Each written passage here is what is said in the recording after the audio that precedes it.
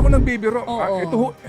Ito ho ay Totoo seryoso. yan. Kasi nga po ngayon, dito mo rin malalaman kung ano ho ang mga balak dito nila Junior. Mhm. Masakit sa ulo na problema Kasi to. si Frederick, Oo. Close kayo.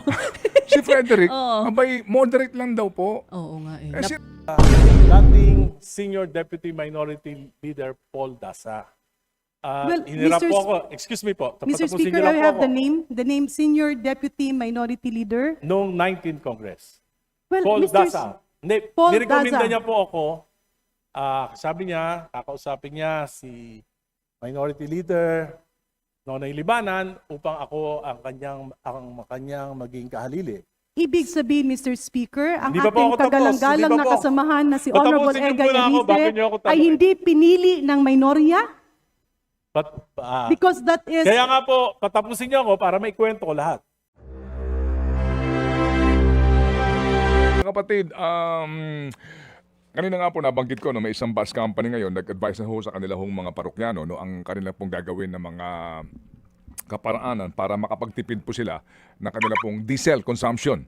Ngayon, meron pong report nga kanina sa oras na 9:27 na sa amin pong mga balitang pang-consumer at kalakalan na mismong gobyerno, DOE, nagsasabi na baka umabot ng 90 pesos per liter ang presyo po ng gasolina.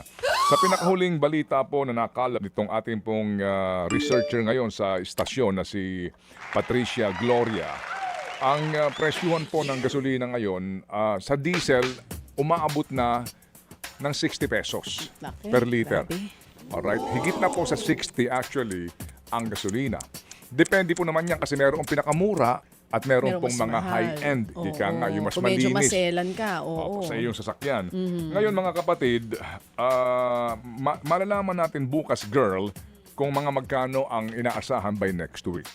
So kung ito po ay umabot na, sabihin na po natin ng 80 pesos per liter. Huwag naman po sana umabot sa ganon. O kahit na, sabihin na po natin na umabot lang po ito ng 70, 70. Oo. Ang tanong, ano ang magiging epekto nito? Dito lang muna tayo ha. Huwag na ho natin papag-usapan yung ilang pang mga mas malalawak na aspeto ho nito tungkol sa mga logistics ng mga barko, etc. Kapag ganyan na ang presyuhan ng gasolina, anong ating aasahan, baby girl? Syempre, pag tumaas po ang presyo ng gasolina, hindi lang yung presyo ng gasolina po ang tatamaan dyan, mga kapatid. So to answer my question, ano ang mga pwedeng mangyari kapag nagtaas, umabot ng hanggang 70 pesos per liter ang diesel gasolina? Nako, sakit ng ulo po yan sa atin dahil unang-una na sa lahat, tataas ang presyo ng pagkain, tataas ang pamasahe, pwedeng tumaas ang kuryente, yung basic goods, tataas po lahat yan. At kapag nangyari yun, syempre ang tao magtitipid. Gagastos na lang sa mga pangangailangan talaga nila. Hanggat kayang tipirin ng pera dahil hindi aram kung may babalik pa bukas o may suswelduhin pa bukas, hindi nila gagastosin yan. At Parang syempre, parang ang bilis ng laktaw mo, no? Ha? Oo. Parang nagmamadali ka, para may lakad ka. Wala no? naman, So wala isa-isahin naman. natin, baby sige, girl, ha? sige. para manamnam po natin ito, no? Oo. Step by step. O sige. Okay? Kasi dito bukas baka naman to, no work, no pay, no eat, you die. Parang gano'n. Kasi may shortcut eh. Oh, no work, Alam no work, itong no batang pay, ito, ano daw? di ba? Okay. Oo. Parang May taxi sa labas. Hindi, parang nagbubukas siya ng aircon. Nagmamadali, laging- full blast agad. Oo. Oo. O sige. Ano bang posible mangyari? Hindi nga. Nag-file on. Tama yung sinasabi mo Oo. Pero para mas maintindihan to ng ating mga kababayan. Kapag umabot na ng ganong kasukdulang kataas ang presyo po ng gasolina, mabuti nga po kung merong supply, di ba? Oo. Pag ganon ang kataas, so definitely dito, unang-una, hihingi po ng aumento sa pamasahe itong mga transport organizations, transport Pamasahe. groups, right? Tataas pamasahe. Tama. Okay. Check. Tataas ang cost ng Pagkain. ng logistics. Oo. Oo. Logistics, Kasi syempre. inihahatid niya. Yan, Oo. okay. Alright, hindi mo agad-agad. Anyway, so kapag po sa ganong sitwasyon na tumaas po ang pamasahe and inaasahan tataas po yung presyo ng mga pangunahing bilihin, ang kahulugan nun, di ba? Lagi mong binabanggit sa balita mo, bibilis nga yung inflation. Inflation. Di po ba? Alright. So kapag po ganun ang sitwasyon, na unang-una po, maramdaman mo na tumataas ang presyo ng bilihin. Alright? Opo. At ang mga manggagawa po lalo na ay mahihirapan po sa kanilang pong pagpunta sa kanilang mga trabaho, etc. Magiging limitado na ang galaw ng marami dahil din po sa mahal ang gasolina. Ano ang mga inaasahang epekto nito? Consumer spending, bababa. Yun, kapag bumaba ang consumer spending kasi dahil sa ang laki na ng gastos mo sa transportasyon at yung sinasabi ni Sir John na baka tumaas din po ang presyo ng ang halaga ng kuryente. Uunahin mo siyempre pagkain. Tama. Kung Basic goods. kung mataas na po yung presyo ng pagkain, definitely bababa ang iyong spending. Purchasing power. Okay, bababa ho ang inyong paggasta. Kapag bumaba ang paggasta ng pangkaraniwang, huwag mo nang problemahin yung mga kaya pa rin bumili po ng Louis Vuitton, ha? Hindi na ho kasama sa usapin yan dito. Kapag bumaba ang consumer spending, ano mangyayari? Pag bumaba ang consumer spending, posible ring bumaba ang kita ng gobyerno. Kasi kada bili natin, may tax yan eh. Hindi ka, bawat labas natin ng pera, kahit ano Okay. pang binili mo, may tax yan. At lalo pa ho, kung sakasakali nga matutuloy itong press release ni Marcos na gusto niyang alisin daw po yung excise tax. Oo. Kasi po, kahit alisin mo yung excise tax, pero kung umabot pa rin ito ng sinasabi mismo ng DOE daw, ha, sa balita namin kanina na 90 pesos, hello, edi po ba ang excise tax po sa gasolina 10, 6 sa diesel. So mga kapatid, para bagang hindi mo mararamdaman halos. So kapag ho, bumaba ang koleksyon sa buwis, baby girl, dahil nga po sa mas mababa ang consumer, ang pagkonsumo ng mga kababayan po natin sa mga bilihin, ano ang mangyayari? Bababa ang koleksyon ng gobyerno. Sa Bababa buwis. ang kita nila. Di ba? Tax revenues ang tawag dyan. Okay, Oo. so maliban sa pagbaba ng kita ng gobyerno, ano pa ang pwedeng mangyari kapag bumagsak ang consumer spending? Bumagsak yung consumer spending, humina ang kita ng gobyerno. Hahanap ang gobyerno ngayon kasi sila kukuha, uutang sila. So bago sila umutang muna, ano pa ang pwedeng maging epekto kapag mababa ang consumer spending?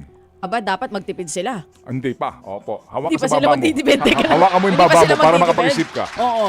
Okay.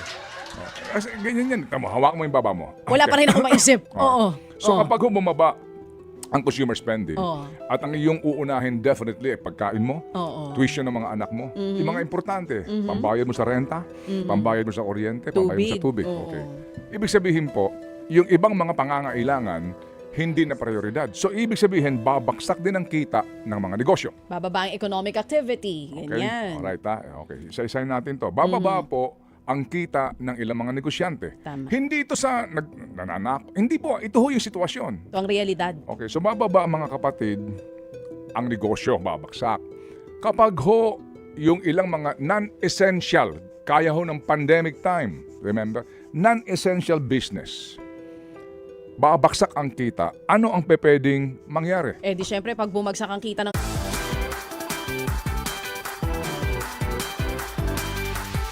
bababa din yung tax na binabayaran. Non-essential business, babaksak ang kita, ano ang pwedeng mangyari? Eh di syempre pag bumagsak ang kita ng isang kumpanya, magbabawas yan ng empleyado. Posibleng mangyari. Oo, hindi ba? And definitely po, bababa din yung tax na binabayaran nila sa gobyerno. Yes, ma'am. Oo. Alright. And then nga, yung mga worst scenario, okay, magbabawas ng empleyado or magsasarado kahit na pansamantala. Tama. Alright. Kapag ho nangyari yan, ano ang mangyayari? Bababa ang kita ng gobyerno. Hindi, given na yon, bumaba Oo. na nga ang kita ng gobyerno. Tama, bumaba na rin po ang kanilang tax collection po sa Yes. VAT. Kasi nga, yung bawat produkto may VAT eh. Oo. Okay, so, tataas ang unemployment. Oo. Tataas ang bilang ng mga walang trabaho. I mean, ito, sa bottom line dito mga kapatid, manganganak at manganganak Ang at problema. manganganak ng problema. Uulitin ko ha, dito ang talagang solusyon dito, matigil yung gerang yan eh. Kung matitigil. Hindi po ba? Alright, so basically mga kapatid, yung pinag-uusapan po natin dito, yung pong domino effect nito, na kinalaunan, pupunta ka at pupunta doon po sa kakulangan ng pera ng gobyerno, okay, na mangangahulugan sa ngayon na 18 trillion na ang atin. 18.13 trillion pesos ang atin pong utang, mga kapatid. tukso, ano gagawin ng gobyerno? Siyempre, dahil kung kumonti ang kanilang tax revenues, ang gagawin nila para may panggasta, uutang. Madadagdagan na naman ang utang ng gobyerno. Okay. Tataas pa sa 18 trillion pesos malamang sa susunod na taon. Okay, kasi kahit naman po wala itong problemang ito ngayon, uutang at uutang pa rin ang gobyerno eh. Oo. Pero po, Lalaki pa. Lalaki ang utang. Ngayon, habang walang pera ang gobyerno, mga kapatid, ang tanong dito, saan nila dadalhin ang pera ng gobyerno? Saan dadalhin nila yung kanilang cash? Saan nila ito ilalaan? Definitely ho dito, papasok na naman po yung mga ayuda na yan. Kung sakasakali po, parang COVID. Tama. Di ho ba? So definitely po, magkakaroon ng krisis pananalapi ang ating gobyerno. At dito nga mga kapatid po, sa puntong ito na 9:37 na, bukas namin Teka lang, huwag mo kami binibitin. Lahat na nga kami dito. Hindi, alam niya, hindi ako nagbibiro. Oo. Ito ho, Totoo seryoso. yan. Kasi nga po ngayon, dito mo rin malalaman kung ano ho ang mga balak dito nila junior. Mhm. Masakit sa ulo na problema Kasi to. si Frederick, Close kayo. si Frederick, Oo. abay, moderate lang daw po. Oo nga eh. Po kasing sinasabi na magtipid kayo sa gasolina, sabi lang nila yun. Yung magtipid kayo sa aircon, sabi lang nila yun. Babantayan mo ba ang lahat ng government offices, di ba? Masisiguro mo ba na talagang sumusunod yan sa, di ba, sa advisory? Atas para po sa mga pangkaraniwang mga manggagawa. Doon po sa... Naku, alas 9:42 na. Meron tayong... Ito, kapapasok lamang na balita po mga kapatid, isang oil tanker po ngayon ang tinamaan ng malakas na pagsabog dyan po sa karagatan malapit sa Kuwait. At yan po ay ayon mismo sa United Kingdom Maritime Trade Operations o UKMTO. Sa ulat po ng Reuters mga kapatid, sinasabi po na nakatanggap sila ng report tungkol sa insidente na naganap nga po 30 nautical miles southeast ng Mubarak Al-Kabir dyan po sa Kuwait. So ito pa rin po yung may kinalaman sa hindi pa rin po natitigil na sigalot sa pagitan pa rin po yan ng Israel at ng Amerika at ng Iran. Antabay po tayo sa iba pang mga balita. Alas 9:42 ang ating oras ngayon.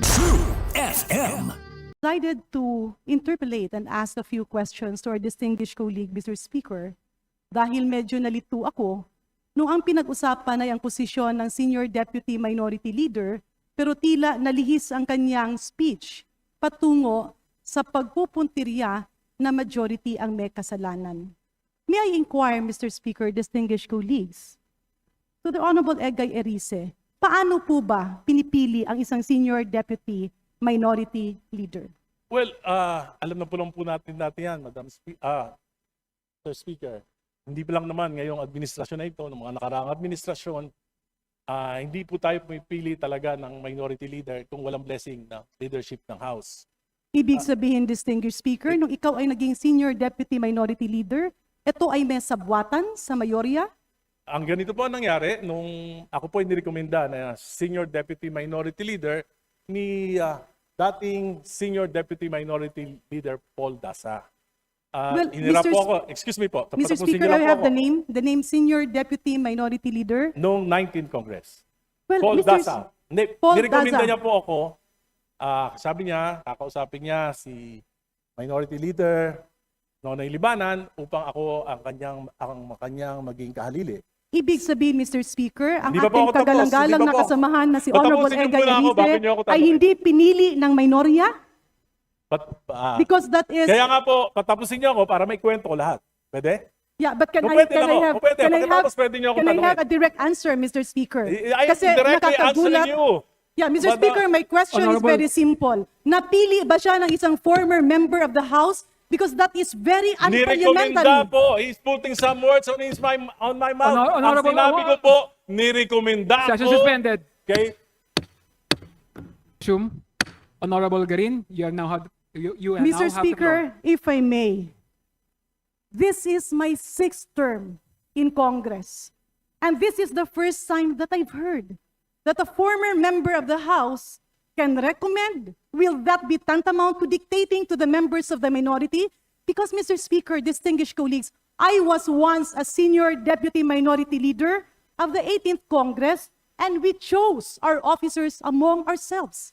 Hindi po kami nagpadikta, at yan po ay katanungan natin sa ating mga kasamahan sa minorya. Well, I'll do laud and respect the Honorable Egay Erice. And of course, I'm very much welcome the election of the Honorable Laila De Lima, the new Senior Deputy Minority Leader. I believe, Mr. Speaker, itong mga bagay-bagay that should be a concern of the minority because they elect the officers among themselves. In fact, our rules, Mr. Speaker, says, kapag tayo ay nagbobotohan, nagboboto tayo kung sino ang ating magiging speaker. At yung hindi bumoto sa nanalong speaker ay nagko-convene to elect not only the minority leader, Mr. Speaker, but also the senior deputy minority leader, the deputy minority leaders, and the assistant minority leaders. Ang punto lang dito, Mr. Speaker, distinguished colleagues, I do empathize with the feelings and emotions of my good friend whom I idolized and a very good friend I had during the Aquino administration. Pero ang sa akin lang, Mr. Speaker, we do respect his voicing out. But let me also call his attention to what he says because I am an author of one of the proposals in the anti-political dynasty bill. Ang pagpaparatang na pinataba, ang pagpaparatang na tila, minanipulate, napakadami ng ating mga debate kahapon. And in fact, this is still being deliberated. It is still under the technical working group. Bakit po ba natin lalagyan ng mantsa ang ganitong bagay? In fact, Mr. Speaker, I did not stand up, but it is actually out of order to discuss an item that is precisely being deliberated within the committee. So, Mr. Chair, distinguished colleagues, with due courtesy to my distinguished colleague, naiintindihan ko na ang pagpalit ng liderato as senior deputy minority leader is something that we should respect because it is the decision of the minority. But accusing the majority of meddling in their affairs, accusing the majority of meddling in their voting or whatever is something that I cannot accept. There will always be a proper forum to air that. Somebody could have objected to the election. We were not even party to that. But Mr. Speaker, distinguished colleagues, lahat tayo dito ay may karapatang tumayo. Lahat tayo ay may karapatang magsalita. Lahat tayo ay may karapatang ipaglaban ang ating pinaniniwalaan. But nobody has the monopoly of knowledge. Nobody has the monopoly that what he believes should be right. Dahil pwedeng ang paniniwala mo ay hindi paniniwala ng iyong mga kasamahan. Mr. Speaker, distinguished colleagues, let us respect the decision of the minority. Dahil hindi rin nila tayo pinapakialaman. But blaming the majority leader, the members of the majority, for what happened in their change in leadership is already unparliamentary and uncalled for. With that, Mr. Speaker, may I appeal to my good friend and our distinguished colleagues. We have tolerated and even heard all your stand on many issues. We have also conveyed and mentioned our stand on our side. Sometimes magkakasama tayo sa ibang issue, minsan hindi tayo nagsasama-sama. It's a matter of belief, idealism, and being the real voice of our people. So may I appeal to my distinguished good friend from the minority. Please spare us, the majority. Kung anuman ang nangyayari sa minorya ay ating nirerespeto. But accusing the majority leader of holding the minority leader is something I believe the minority should stand up. Papayag ba ang minorya na sabihin tila sunod-sunuran lang kayo? Which I actually contradict, Mr. Speaker. Papayag ba kayong sabihin tila inipit dahil mga boses kayo? We have heard our distinguished colleagues here speak up on many matters. Ang sa akin lang, Mr. Speaker, let us put decorum in this house. I was also a member of the minority, then a member of the majority. I went back to the minority and became a member now of the majority. And we always stood firm, debating when we find the reason to do so, defending when it was time to defend our beliefs, but at the same time, accepting the decision of whatever will be the decision of the majority. With that, Mr. Speaker, just to point out, the anti-political dynasty bill is being discussed. At patuloy natin pag-uusapan yon at ipaglalaban natin yon. Let us not accuse any sponsor of saying, nagpapataba tayo ng mga dinastiya. And let us not accuse the majority of meddling with the election of the minority because that is your concern and that is something that should be addressed by the minority. Do not drag us into the problem of your election of officers. Maraming salamat, Mr. Speaker. Maraming salamat, distinguished colleague. Mr. Speaker, may I respond? Honorable Erice is now recognized. Yes, Mr. I am not accusing the majority. I'm accusing the majority leader. Because he called me at his office. I was accompanied by the minority leader. At tinanong niya ako, mismo, bakit ako nagsalita ng gano'n? 65 years old na ako. 30 lang yung nagtatanong sa akin. Hindi na ako nirespeto. Tinatanong, bakit ko sinabi yung mga sinabi ko? Wala na ba akong karapatang magsalita bilang miyembro ng minorya? Madalas akong sabihan, ni minority, hindi ako naililibanan, pwede niyong tanungin. Tumatawag sa akin, si Sandro, nagre-reklamo sa mga salita mo. At kahapon, kinausap niya ako. Sabi niya, Egay, hindi ko na kaya ang pressure ng itaas. Kaya sabi ko, okay lang, para wala ka na rin problema. At sinasabi ko, pinararangal ko na ang papalit sa akin ay kasama ko sa Liberal Party. At mali rin po yung sinabi nyo na pinagdidebatihan pa sa technical working group. Tapos na po, approve na sa Committee on Suffrage and Electoral Reforms at ito ay dadali na po sa plenaryo for plenary debates. Kaya po, bakit ko po nasabing bundat? Simple lang po. Ang proposal po, isa sa national, isang governor, pwede. Kahit kung ilang distrito, bawat distrito, pwedeng isa, magkakamag-anak. City mayor, kung 7 sa isang seat, sa isang probinsya, pwede, 7 magkakamag-anak na mayor. Kung ilan ang munisipyo, kung 20 magkakamag-anak na mayor. Kung 100 ang barangay captain, 100 barangay captain na magkakaanak, pwede. Yan po ay travesty of the Constitution. And meron pong karapatan ang mga mamamayan na magalit sa ganitong uri ng proposal na inaprubahan na ng Committee on Suffrage and Electoral Reforms. Salamat po. Yeah, thank you, Mr. Speaker. Thank you, distinguished colleague, for that response. Ang sa akin lang, Mr. Speaker, I was just in a call with the Honorable Chairman of the Committee on Suffrage, the Honorable Zia Adyong. Hindi pa po tapos at ini-refer pa lang sa technical working group just to put it on record.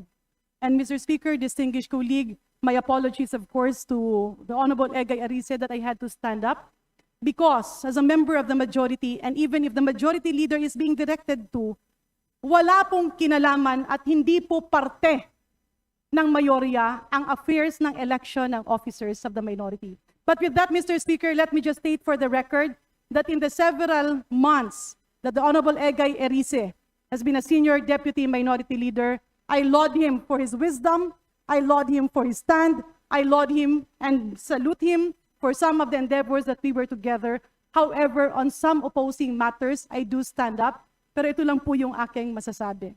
I do hope that after this discussion, the minority will deal with their affairs independently from how the majority will also be dealing with their affairs. Maraming salamat, Mr. Speaker. And again, my salute to the Honorable Egay Arice for being a performing senior deputy minority leader for the past few months. And my congratulations to our former Secretary of Justice, the new senior deputy minority leader, the Honorable Laila De Lima. Maraming salamat, Mr. Speaker. Maraming salamat, distinguished colleagues. Majority Leader. Majority Leader. Mr. Speaker, Yeah, Mr. Majority Speaker, I Leader. move to recognize the Honorable Mr. Speaker, Mark Preta for his interpellation.